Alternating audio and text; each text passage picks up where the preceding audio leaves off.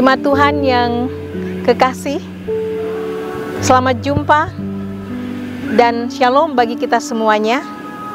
Kini kita akan menikmati firman Tuhan dan menikmati persekutuan yang indah dengan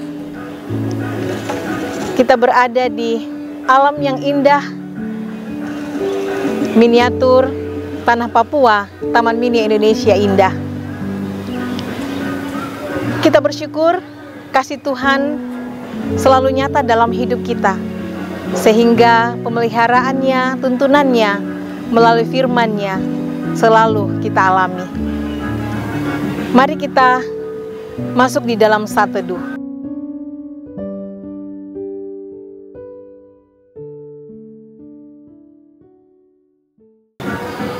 Kita mengangkat pujian.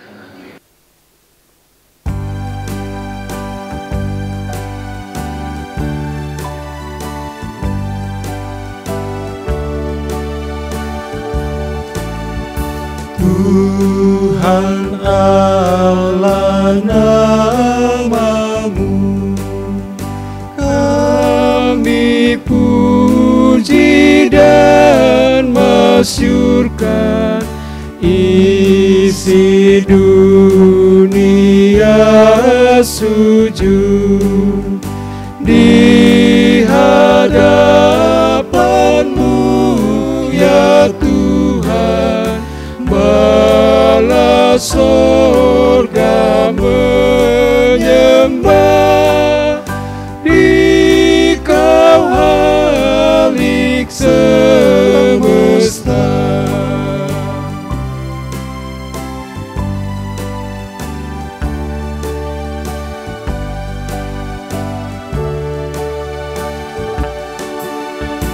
Tuhan kasihanilah, kasihani kami ini dalam cahaya kurnia. Tuntun yang telah Kau pilih, Kau harapan umat-Mu, kasih-Mu kekal teguh.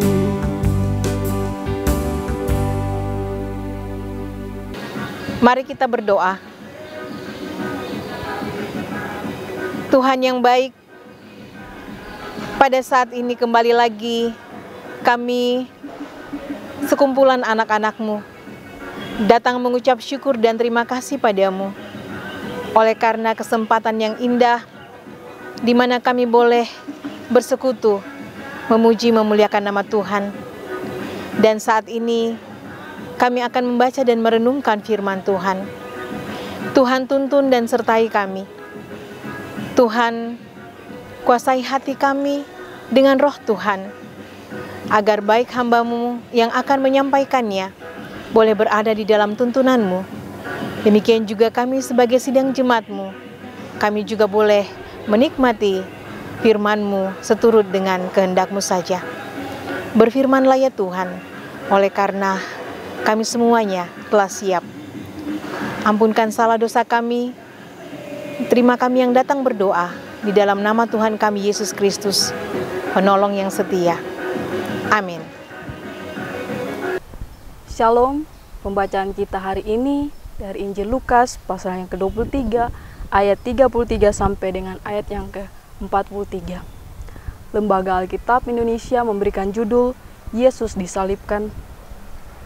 Ketika mereka sampai di tempat yang bernama Tengkorak, mereka menyalibkan Yesus di situ dan juga kedua orang penjahat itu, yang seorang di sebelah kanannya dan yang lain di sebelah kirinya. Yesus berkata, "Ya Bapa, ampunilah mereka, sebab mereka tidak tahu apa yang mereka perbuat." Dan mereka membuang undi untuk membagi pakaiannya. Orang banyak berdiri di situ dan melihat semuanya. Pemimpin-pemimpin mengejek dia, katanya, "Orang lain ia selamatkan, biarlah sekarang ia menyelamatkan dirinya sendiri. Jika ia adalah Mesias, orang yang dipilih Allah, juga prajurit-prajurit mengolok-olokkan dia. Mereka mengunjungkan anggur asam kepadanya dan berkata, "Jika engkau adalah raja orang Yahudi, selamatkanlah dirimu." Ada juga tertulis di atas kepalanya, "Inilah raja orang Yahudi." Seorang dari penjahat yang digantung itu menghujat dia. Katanya, "Bukankah engkau adalah Kristus? Selamatkanlah dirimu dan kami." Tetapi yang seorang menegur dia, katanya, "Tidakkah engkau takut juga tidak kepada Allah, sedang engkau menerima hukuman yang sama? Kita memang selayaknya dihukum, sebab kita menerima balasan yang setimpal dengan perbuatan kita. Tetapi orang ini tidak berbuat sesuatu yang salah." Lalu ia berkata, "Yesus, ingatlah akan aku apabila engkau datang sebagai raja." Kata Yesus kepadanya, "Aku berkata kepadamu, sesungguhnya hari ini juga engkau akan ada bersama-sama dengan aku di dalam Firdaus." Amin. Jemaat yang dikasihi Tuhan, setelah kita mengikuti pembacaan firman Tuhan pada saat ini, yang terpilih dari Injil Lukas pasal 23, ayatnya yang ke-33 sampai dengan ayatnya yang ke-43. Saya memilih satu tema untuk kita renungkan bersama, yaitu Yesus dan penyamun.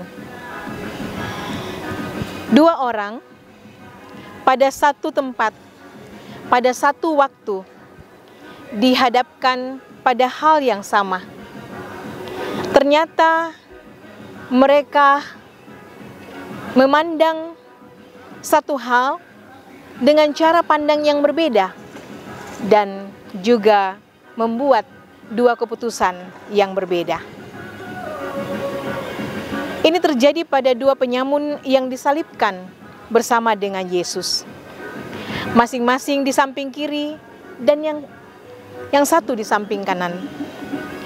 Mereka menerima hukuman itu karena kejahatan yang sudah mereka lakukan.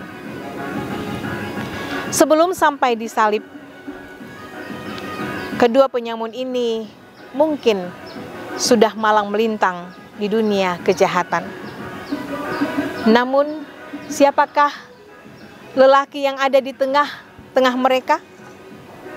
Apa kejahatan yang telah diperbuatnya? Mengapa dia diam ketika disesah, ketika dicerca sedemikian rupa? Benarkah dia menyebut dirinya raja? Ya, dia adalah Yesus, Tuhan dan Juru Selamat kita. Penyamun pertama menghujat Yesus.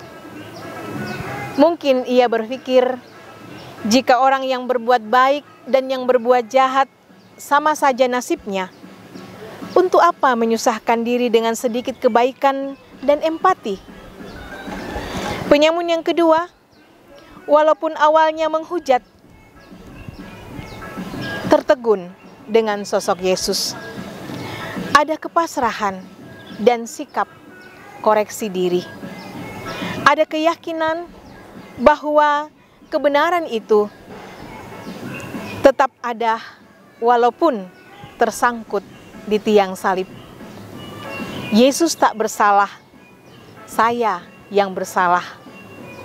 Ia menemukan kebenaran di dalam memandang Yesus. Jemaat yang dikasihi Tuhan, kepada Yesus, penyamun kedua menyampaikan permintaannya. "Yesus, ingatlah aku apabila engkau datang sebagai raja." Ia hanya meminta Yesus mengingatnya. Itu lebih daripada cukup. Namun Yesus memberi jauh melebihi apa yang ia minta. Ia tidak sekedar mengingat penjahat itu, tetapi Yesus berkata, "Hari ini juga Engkau ada bersama-sama dengan aku di Firdaus.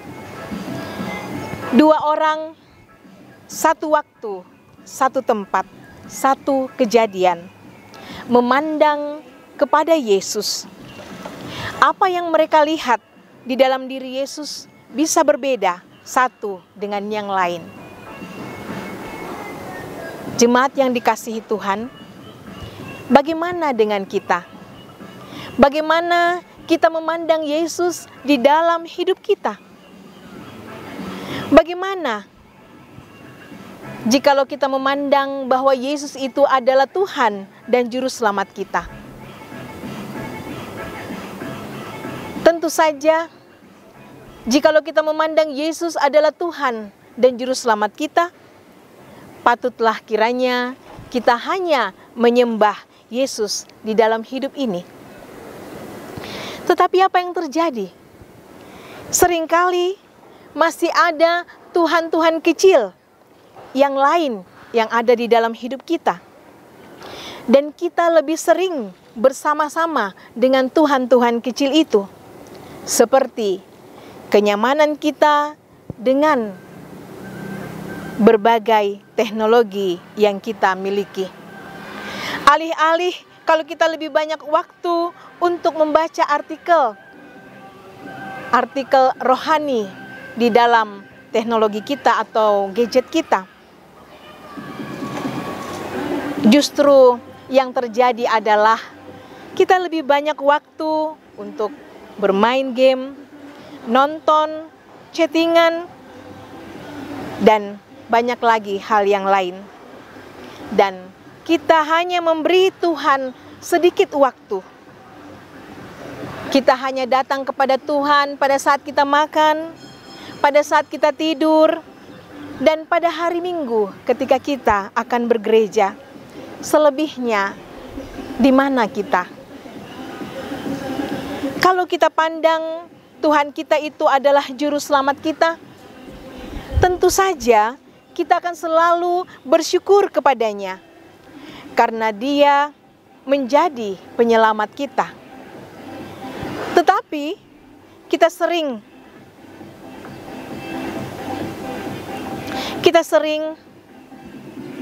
memiliki waktu yang sedikit buat Tuhan.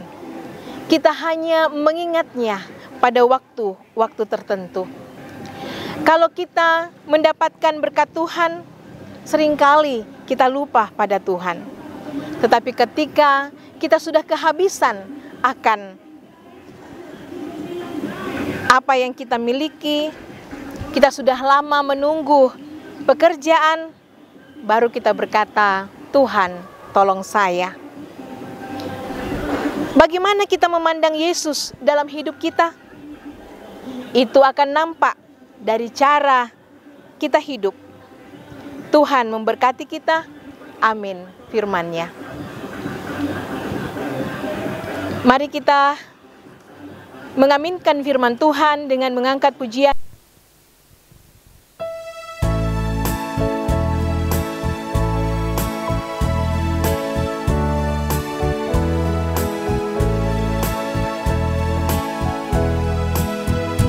Ku suka menuturkan cerita mulia, cerita Tuhan Yesus dan cinta kasih-Nya. Ku suka menuturkan cerita yang benar, penawar hati rindu, pelipur terbesar. Ku suka menuturkan, ku suka memasyurkan cerita Tuhan Yesus dan cinta kasih-Nya.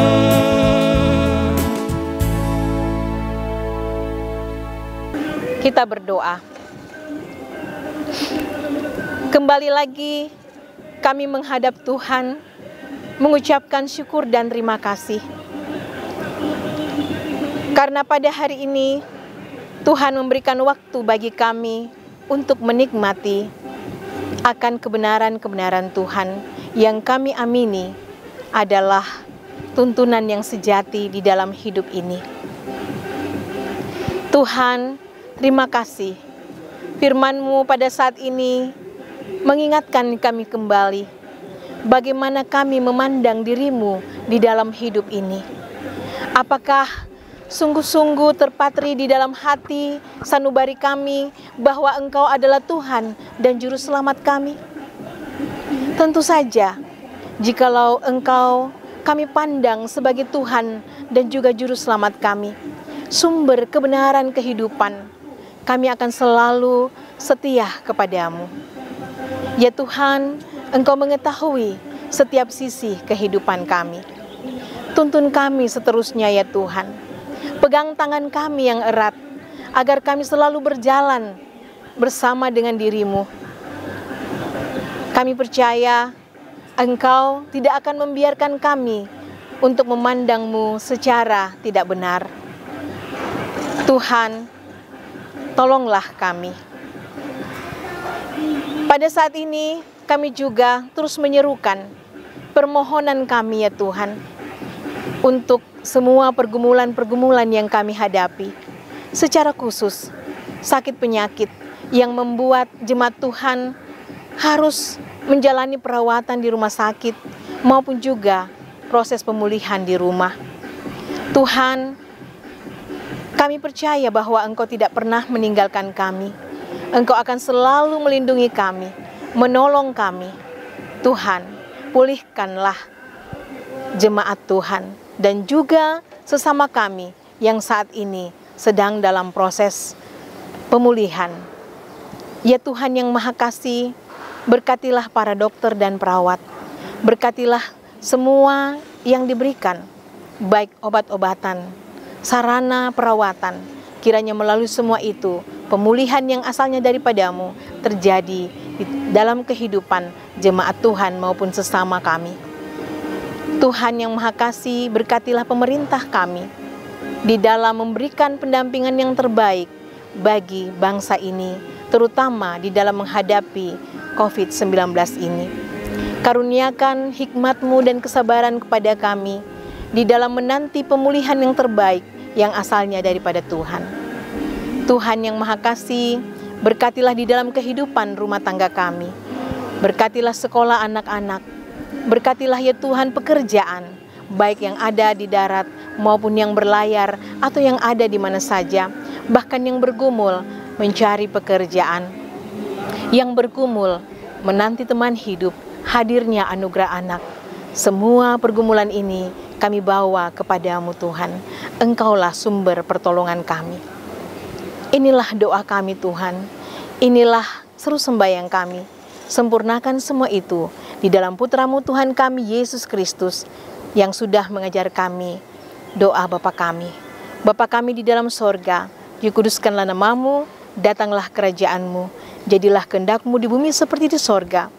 Berikanlah kami pada hari ini makanan kami yang secukupnya. Dan ampunilah kami akan kesalahan kami, seperti kami juga mengampuni orang yang bersalah kepada kami.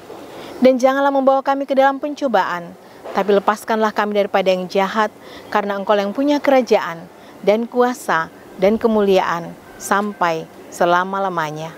Amin. Jemaat yang dikasihi Tuhan, demikianlah sehati di dalam doa kita pada saat ini. Kita percaya bahwa puji-pujian kita maupun juga firman Tuhan yang sudah kita baca dan kita renungkan itu menjadi berkat di dalam kehidupan kita setiap waktu. Sampai berjumpa di edisi Sehati di dalam Doa esok hari. Tuhan memberkati kita semua. Shalom.